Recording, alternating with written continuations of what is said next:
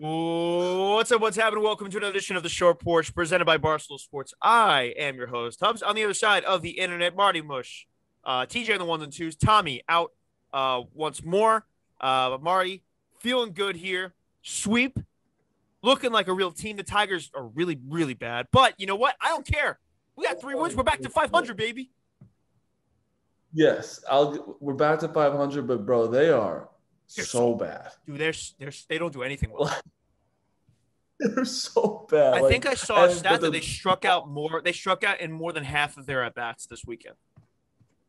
Yeah, no, you could have said any stat. Like, yeah, it makes sense. It was like that. Well, they have like 8 wins there, Brew, but it was just a must sweep. Like we said, it was a must win. So I'm just happy that we're here right now. And I hope, like, sometimes though, that just like gets a team going. You know, it's like, all right, we beat up on the shitty team. Let's just rip off like 7 of our next 10. Yeah, and before this week I said you have to win 5 games. 6 would be great, 7 would be phenomenal. But you have to go 5-2 this week with 4 against the Orioles, 3 against the Tigers.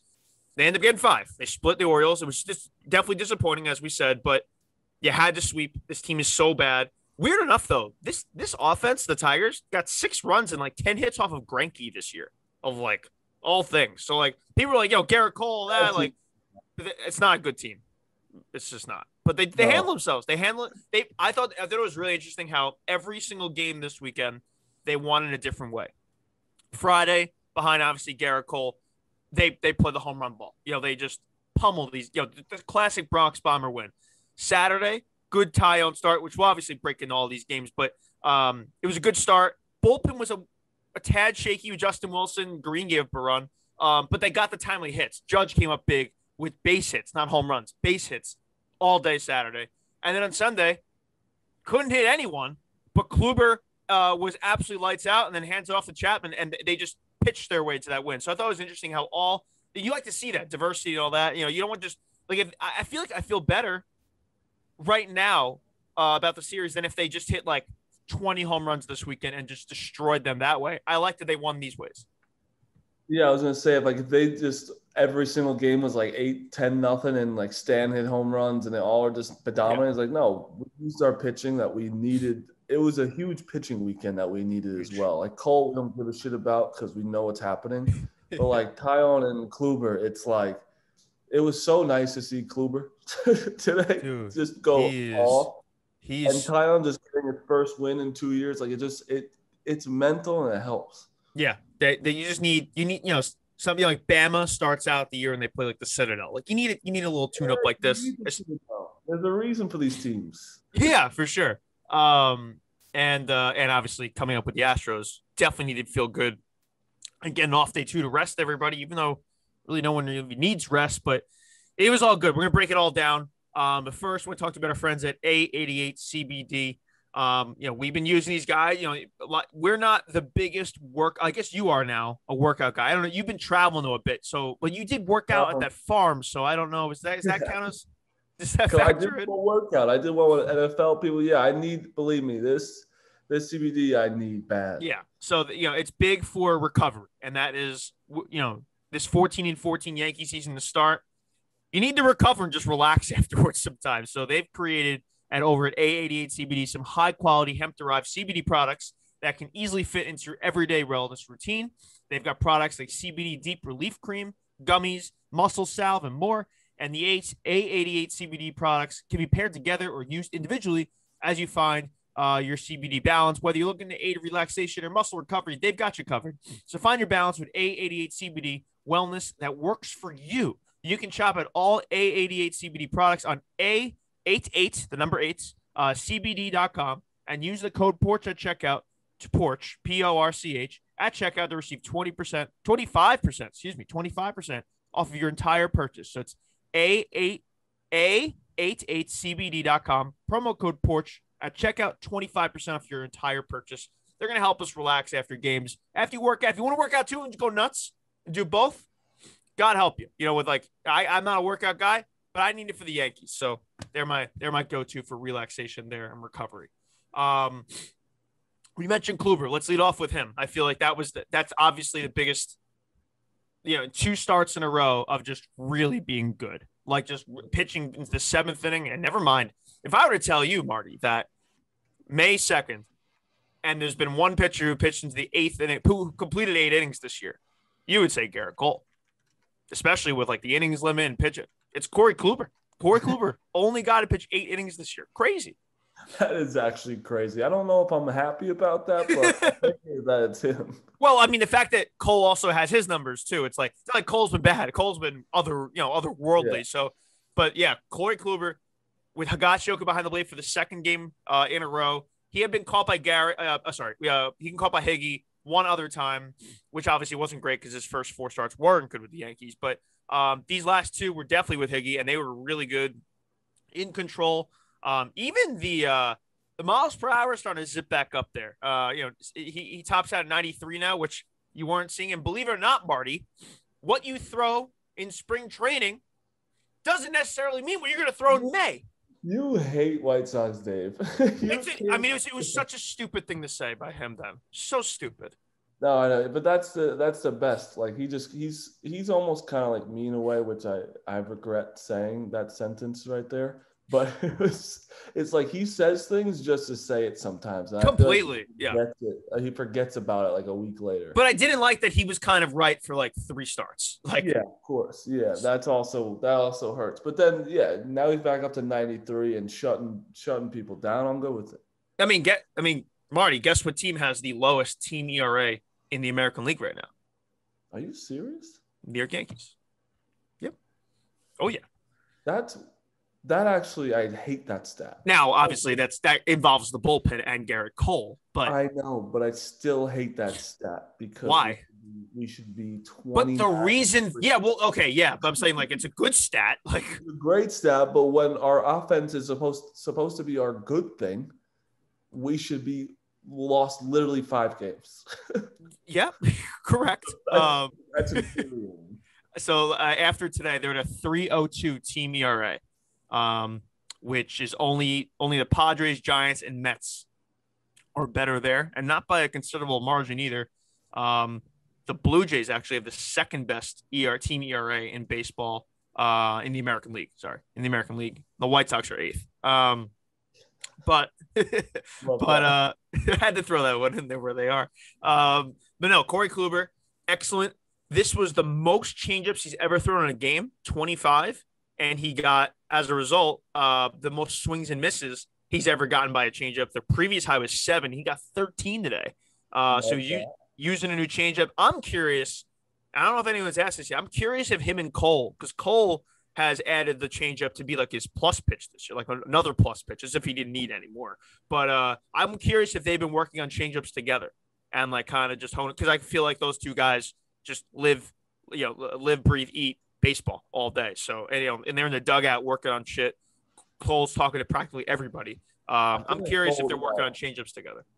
I feel like Cole is that type of guy who's like, he literally just gives everyone his arsenal, like when they're on the team, and just gives, especially Kluber, who's like a veteran as well. So yeah, for sure. But Kluber, now the season ERA is 3.03.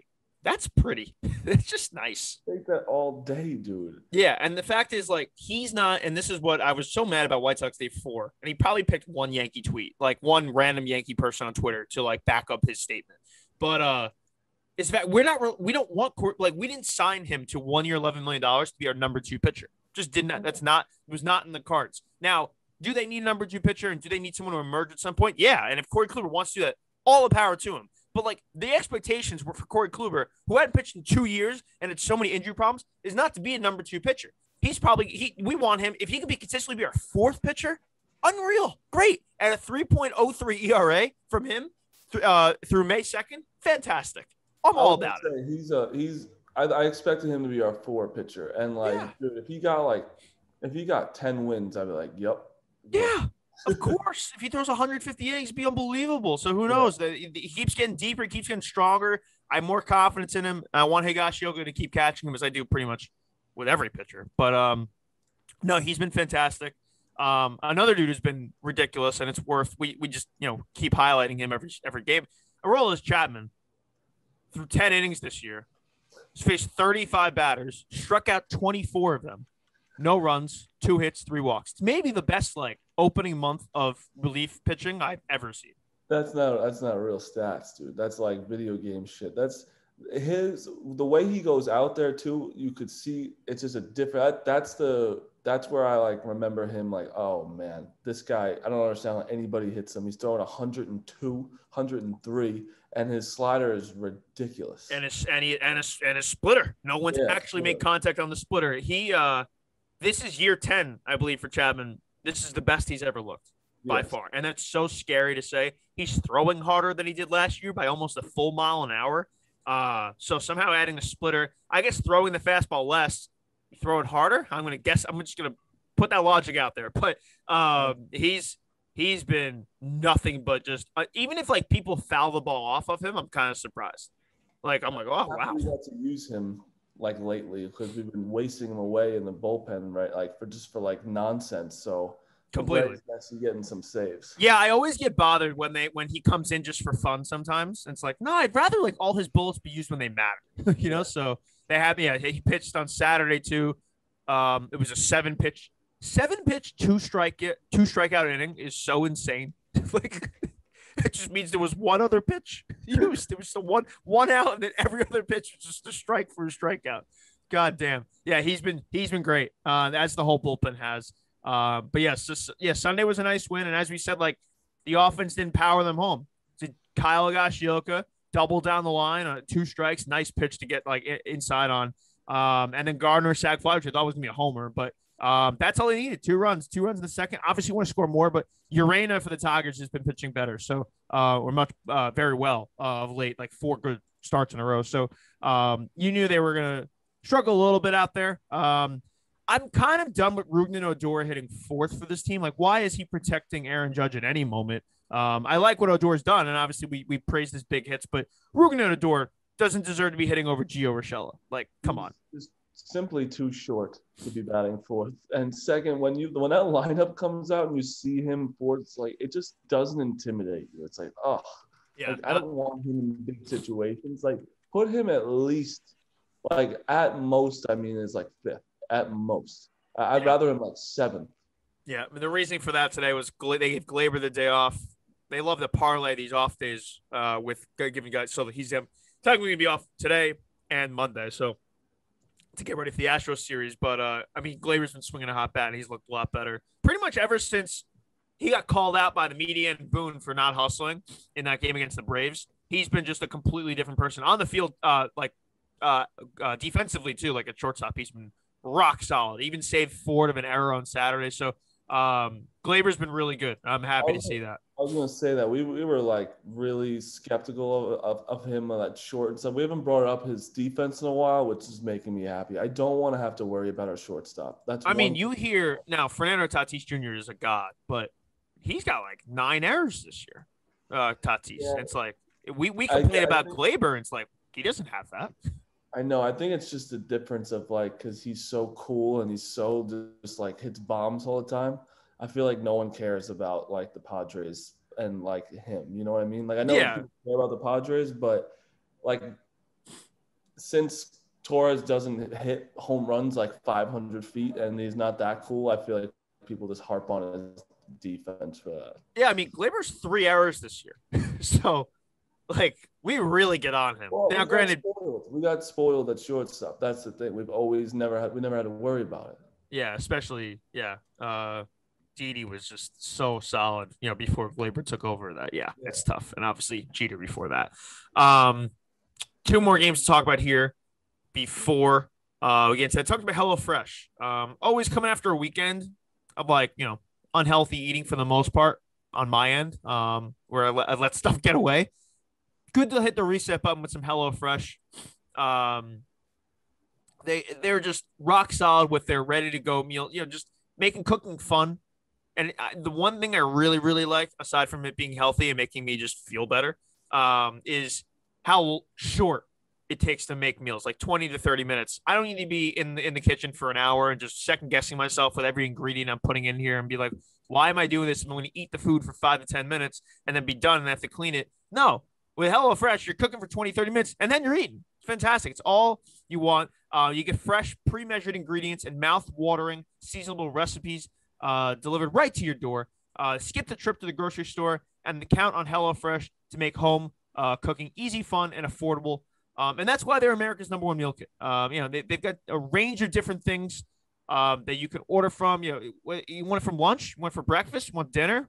They got it all. They got different, vegetarian as well, vegan. Just the protein. You can make craft burgers if you want, but you're also you can go really healthy. They got it all. So if you're feeling like you want to do some cooking, hit up HelloFresh. They're gonna make cooking easy and fun for you. Right now, go to hellofresh.com/porch1212 the number and use code porch12 for 12 free meals, including free shipping. So it's hellofresh.com/porch12 and use code porch12 for 12 free meals, including free shipping. America's number one meal kit. Got to do it. It's literally dumb not to do that. You just get 12 free meals. Like, what are you doing? It's like just type in or just type in Porch and you're there. Yeah, Porch 12 at checkout, 12 free meals, including free shipping. It's a no-brainer for us to just feel good, eating good and feeling good. Moving ahead. Okay, I guess now we should talk about Gerrit Cole, our weekly just absolutely just oogling at Gerrit Cole. But Friday, this bum only managed to go 6 innings, 4 hits, no walks, 12 strikeouts. Jeez Louise. Paid all this money for a guy who goes 6 innings? Gotta be kidding me. He's the first pitcher in MLB history with 10 or more strikeouts, 0 walks, and 5 or fewer hits in 3 straight games. So by what I just said, that's never happened before, what he's doing. He's the first pitcher in Yankees history with 3 straight games of 10 strikeouts, 0 walks. The Tigers actually stood 0 chance on Friday against them. Like, if there were 2 strikes, you know how, you're in a game and you're like, oh, there's so many foul balls on 2 strikes, and it kind of takes the life out of the stadium and the atmosphere. Yep. On 2 strikes on Friday night at Yankee Stadium with Gerrit Cole pitching against the Tigers, if you just stood, you got what you wanted. He just struck people out with 2 strikes every single time. There was no foul balls, nothing. He was just like, oh, if you have 2 strikes against you, the at bat is going to be over. You're gonna be swinging at this pitch in the dirt probably, or letting it go for a strike and then just sit down. He was so good on Friday. That is true. When you're standing up, it was clapping, waiting, and then just all right, dude. I don't even care if you strike him out now. Just get it over with, walk him or something. Yeah, he was. He's just everything you could ask for and more. The easy front runner for AL Cy Young on Friday. After Friday, just what's the ERA down to? Is it 1.54? Let's see. 1.43. 1.43 ERA. 4-1 on the year. He's just the best. Since we're who do we still have to worry about? Because everyone's been coming around. Because Judge is back, DJ's fine. Yep. Torres is fine. Urshela is fine. So it's Hicks, Frazier, Gardner. Hicks is a complete lost cause as far as I'm concerned. He's not even way to worry about. It's he's now he dead. did hit a bullshit homer, a right-handed home run because he's a right-handed batter. He's a right-handed hitter. Yeah. He had a home run, a double on Friday. Did he do anything on Saturday? 1 for 3 on Saturday. Sunday, he went 0 for 2 with a walk. I don't know. The thing that I'm upset with is that Mike Ford is struggling. I wanted him to get his chance, and he is just he's struggling a little bit. And I mean, Voigt's coming back, but Voigt's back in literally a week. So worse things. And I just love Ford, so I wish he was just yeah, me too. He does have the 2 homers, and you haven't really had anything bad to say about defense, about first base lately, and that's because Ford's been there. He's only been there for a week and a half. It's not right, but it's a significant difference with Mike Ford at first base and Jay Bruce at first base. Oh my God, yeah. Even a ball, wasn't even the scoops that Bruce told me to get on Bruce again. He sent me on the team. This poor guy, but it's not. It wasn't even the scoops. It was the stretches. He would stretch with the wrong foot. He wouldn't give. That's also some of Torres' errors because Bruce couldn't scoop it or I think specifically there was one where it was Bruce's fault and they gave it to Gleyber. But yeah, sure, Mike Ford. I'm not getting on Mike Ford for anything right now. No, I'm not. It just sucks. I wish he was just hitting better. A guy that isn't, and the guy that I'm gonna bring, Clint Frazier is the guy. Now, obviously, he hit a home run, hit a bullet home run on Friday, and that was nice, just over left field. But I mean, that was just a classic Clint, just absolutely hammering a ball. but he has not played well. 0 for 3 on Saturday. He did not play on Sunday. Also misplays a ball on 2 balls. He drops a ball. The sun was bad at Yankee Stadium on Friday, but on Saturday. But he just took a weird route, couldn't see the ball really, and then just drops it in his glove. And then the next play, he makes the catch, and he's trying to throw to third to prevent the guy from tagging at second, even though he probably wasn't going to tag, because Clint does have a good arm, and he just completely airmails in. I think Gleyber had to jump for the ball, and it's just a bad 2 plays in a row to happen to Clint. And you know what happens when, one play rolls into another, then all of a sudden it's in your head and all that. But I'm not as worried about the defense. I think it was just a bad moment for him. But at the plate, there's some concerning things here. So me going Baseball Savant, I'm almost certain Clint is like almost dead last in exit velo in like all baseball. Let me see. Yeah, Clint is in the 1 percentile, like, so really bad. Like, everyone's better than him at average exit velocity. Yeah, which is crazy because when you think of Clint, you think of lightning quick hands and like hits the ball like a motherfucker. Yeah. But no, it's not. His hard hit percentage is 13th percentile, which is not good either. His expected batting average is 4th percentile. Expected slugging is 13. So, like, it's not like he's getting unlucky or anything. Like, he's just not hitting the ball, which is troublesome. Now his walks are up. He's not really chasing pitches. He's just really not swinging at enough pitches in the zone, and he's just guessing too much. He's started to look better lately, and especially the homer on Friday was a good thing to see. But the numbers aren't trending in the best direction for him, but let's hope it changes. He's got no competition right now. Like, I know like Gardner is like the other person, but he's not. He's batting like 180. Yeah, he's in 180. He's in 180. Is batting obviously dog shit, and it's like 157. Yeah, still has his chance to, like, he'll go back out there. He just needs to get going a little bit. The thing is, though, it's a little long now. Like, we were like, oh, it's early. He's in a little bit of slump. No, he's in a big slump that he needs to he needs to break out of fast. Yeah. Now, one thing that can help you break out of a slump is like just the right person cheering you on. Just like, didn't think that guy was on my side. Like, let's go. That's for Clint Frazier after Friday. Blake Lively and Ryan Reynolds are just Clint Frazier fans. Yeah, did you see this? Did you miss this? No. Oh, yeah. And this is going to upset you, and it upset me a little bit. I'm going to have a word with Clint. But so Ryan Reynolds and Blake Lively, they were sitting behind the Yankee dugout on Friday.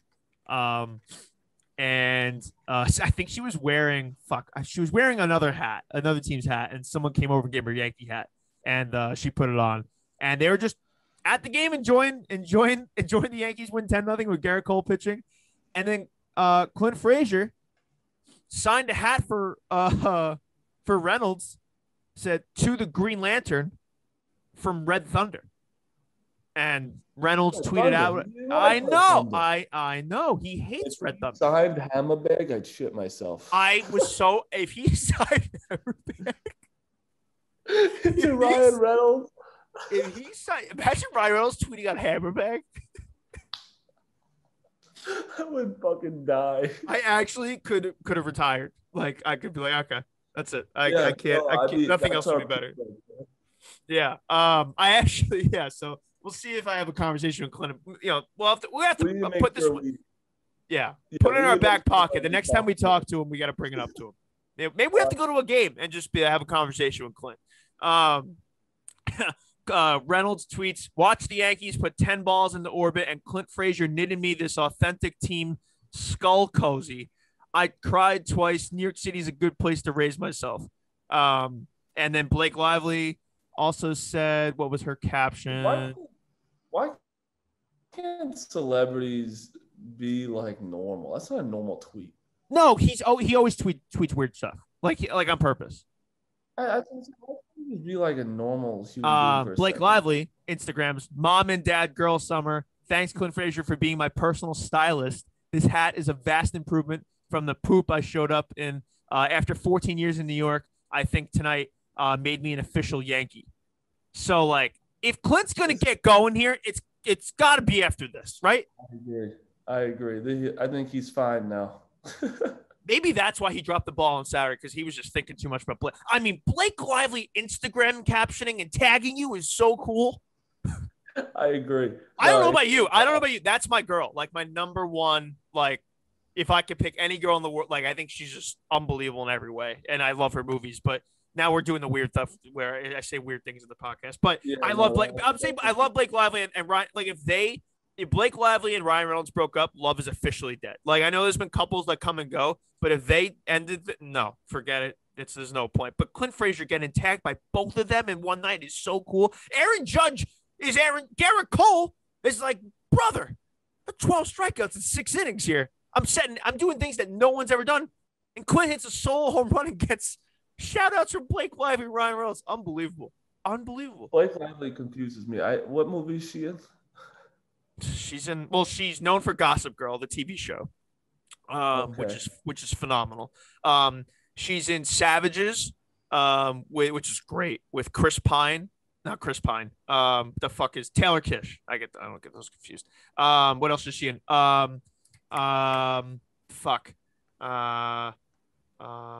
Accepted. Have you seen Accepted? Yeah. She's the main girl in Accepted. What else? I would drop a fly ball too. I would be distracted if she threw my name. She's also been in Green Lantern, which is I think where she met Ryan Reynolds or something like that. But those are the main. But yeah, she's unbelievable. And we got Blake Lively on the Yankee side now. That's huge. It's good. That's good morale moving forward. Yeah, you know what? I guess we'll interview her. Yeah, I guess if she reaches out, we can probably throw her in like Blake Lively. Second, I'll take one for the team. Yeah, maybe in like August when there's nothing to talk about, like kind of before the stretch run gets going. We could fit her in, bro. Real quick. Yep. Are you an Alien guy? Oh yeah. Oh, good. You bringing this up. That I have something to follow up with this. Go. It's just nuts that the news and stuff just puts out being like, hey, we're seeing aliens, we're seeing all these UFOs, and we just go about our day like there's nothing else. It's just normal. It's like a fucking day that ends in Y. We see an alien. It's like, all right, pal. It's fine. Did you see that video? Like, oh, it's not real. Did you see the video of was it SpaceX or whatever? There was a launch, and basically an alien almost hit the thing, hit the shuttle, and they like had to be they told the astronauts to brace for impact, and I think the video just came out like a week ago or whatever, and like that comes out and really no one cares. It's like, all right. Because the movies they're doing this to us. They just tell us, oh, these little green things, aliens, there's no way it's real. And then we're the ones that are like, oh, we're telling you they're right here, and you're just still eating your ham sandwich, not giving a shit. I wonder, like, if Godzilla came out of the water and destroyed a city, like, how quickly would the news cycle push that aside before, like, we talk about what Kourtney Kardashian did the night before on Instagram? Yeah, they just like us being dumb. That's what it is. We have the attention span of a complete moron. We just like, oh yeah. Yep, and they know that we're all just like, won't ask questions, so just don't worry about it. We'll just drop here and there that aliens are around. Yeah. I've got okay. So the thing you made me think of, I'm gonna talk about right after, talk about our friends at SA Company. Spend a lot of time in the great outdoors. Especially in the summer. It's getting Marty. Were you in the city? No, you're still out, but the city is back and alive, and like you want to do things, you want to go outside. Like the weather this weekend was so nice. Oh my God. I love people who say they like cold weather. I don't understand your just thinking here, but it's nice outside. You want to go out and do things, maybe get away from the city, go like hiking, whatever. You could find out pretty quick. Mother Nature doesn't always play nice. It could be sunny at one point and then all of a sudden raining, or you got bugs everywhere and all that, and you're hiking and all of a sudden it's a disaster. And SA Company, they're here to save your day with their face shields. They're perfect for the next outdoor adventure, whether you're working in the sun or cold or going hunting. You might be going hiking, maybe fishing, skiing. You ever been fishing, Marty? No, I've been like on a boat, like there. I never been, but I heard it's like fantastic. Seems cool. I never done. Maybe that's something I get into this summer. Skiing. I tried skiing once and almost tore everything in my leg, and just it was a disaster. I imagine you're a good skier just by natural.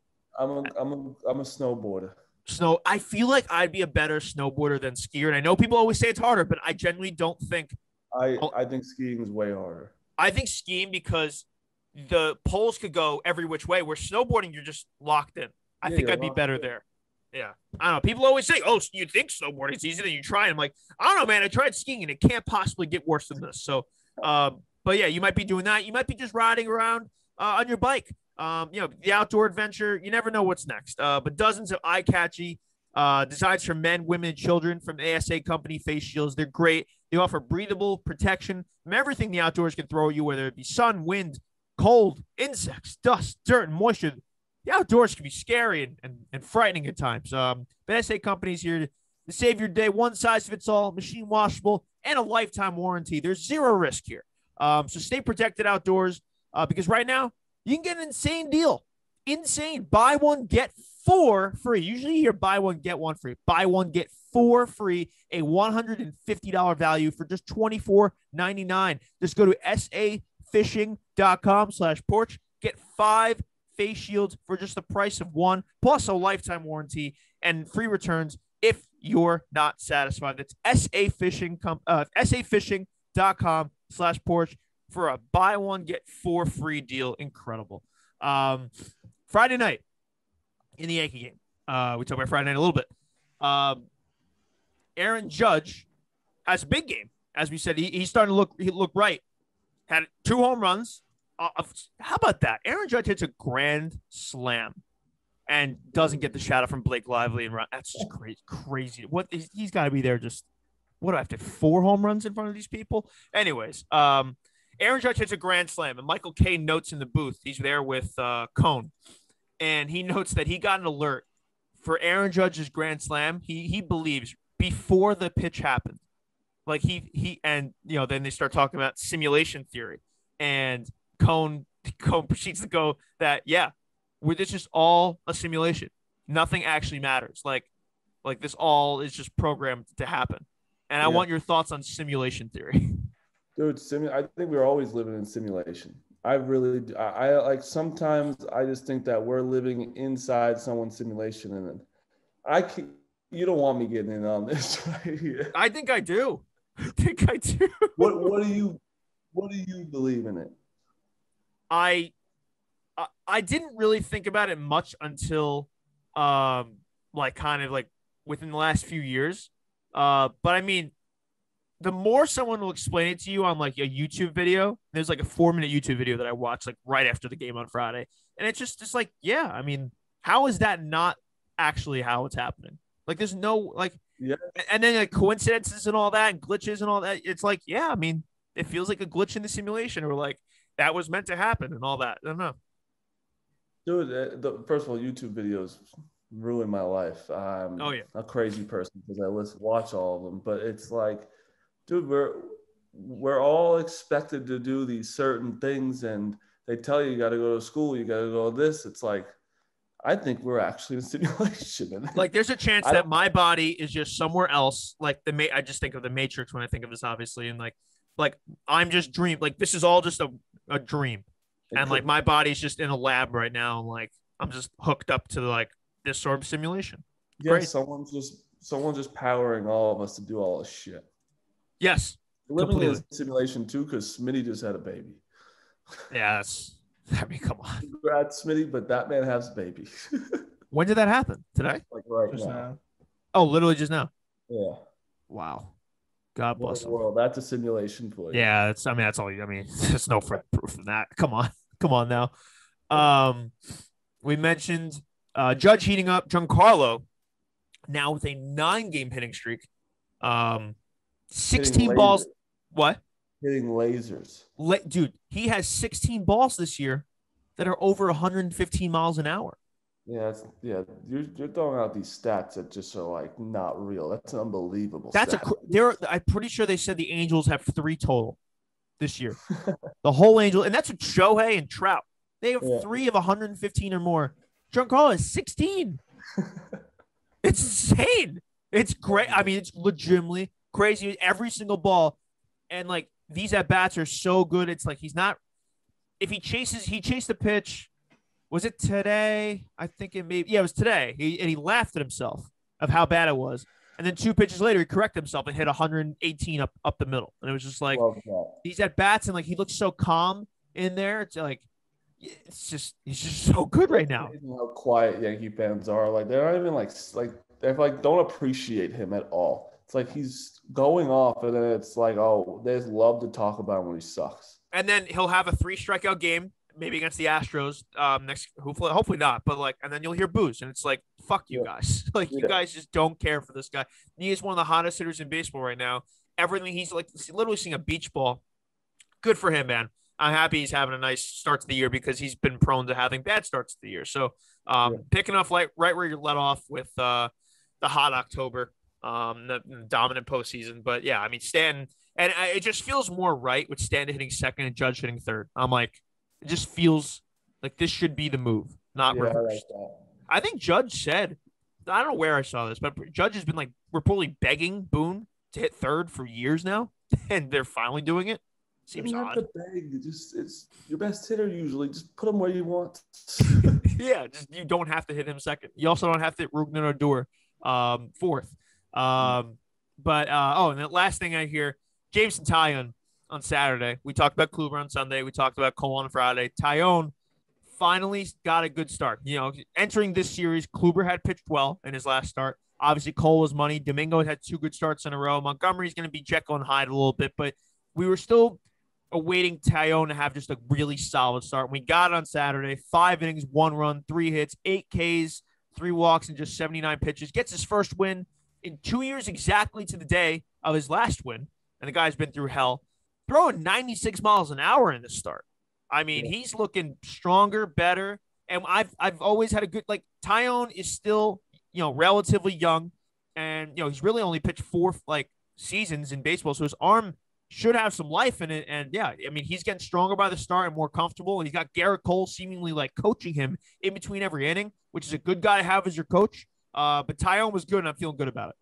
Yeah, you could see how happy he was too at his press conference. He was all excited. He's like, first win in 2 years. Like, dude, it's again with the mental stuff that helps him out so much. It's like, oh, I can still do this. It's not like it's coming back from all those surgeries and stuff and all the shittiness that's happened to him, especially being on the Pirates. It's just. He's in a good spot right now. Yeah, he's in a good place. Hopefully it just carries over to next time. I'm going to throw a lot of numbers at you here. Just kind of sit there and nod your head, but they're all good. So Taillon's ERA after that start is 5.24. Not the best, obviously, but not good. But with him, we're baby steps, and that's a good start to build off of.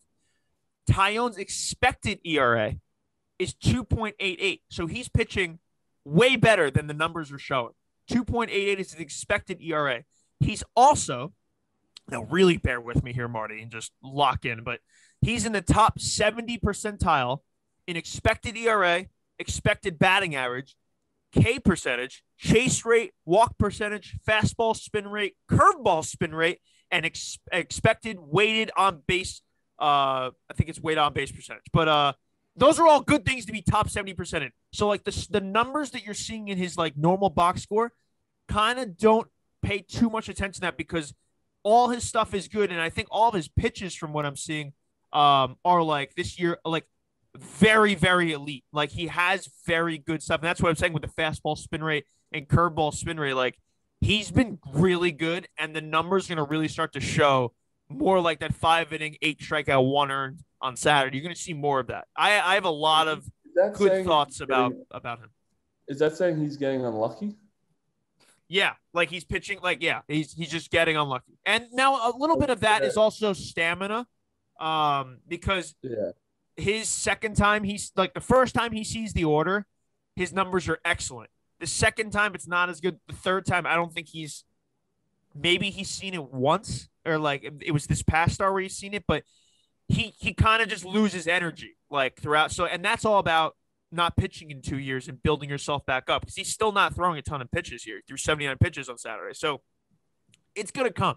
But the stuff we're seeing is good. Like these numbers could be not there. He could be the not top 70 percentile and having a 5 ERA, and I wouldn't be feeling as good. These numbers make me feel like there's much more good to come with Taillon, which is a great sign because Kluber seems to have turned a bit of a corner here. Domingo's been good his last two. Montgomery got to pitch better. I think we expect more from Montgomery, and Cole's great. So sneaky, like this rotation is starting to round into form a bit. Now, granted, the opponents haven't been the best, and we'll see what comes this weekend with this week coming up with the Astros and Indians, but Astros and Nationals. But I'm feeling better, much better. 14-14 here. I could be feeling a lot worse, especially how rock bottom was, like 10 days ago. So yeah, 14-14 is a blessing right now of how bad it was. So let's please get 10 games over 500 fast. I don't want to be living this life anymore. Also, kind of funny, Ottavino blew another game for the Red Sox today. He's bad, dude. I feel bad, but he also makes millions of dollars, and I wonder if it's sneaky. Like, I wonder if he's back at his place right now and be like, yeah, like because he's still like, I don't think that like he's a true New Yorker Yankee fan. Like, I don't know. There's got to be a little bit of like. There's got to be a little part of him being like, yeah, it's the Red Sox. Oh, the Red Sox lost. That's a shame. That's a damn shame. I'm sure that's not actually the thought process. Yeah, but he hasn't been good at all. I think he's like. It's the same problems. I think his ERA, he's like a 5.4 ERA or whatever. Oh, he's a bad pitcher. Yeah, he's just not good. How about Carrabis trying to chirp what was it, Chad Green yesterday because he gave him a run, and like I've said before that he's one of the best pitchers best relief pitchers in baseball. So he gives up a run, Chad Green. His ERA ballooned to 1.08 on the year.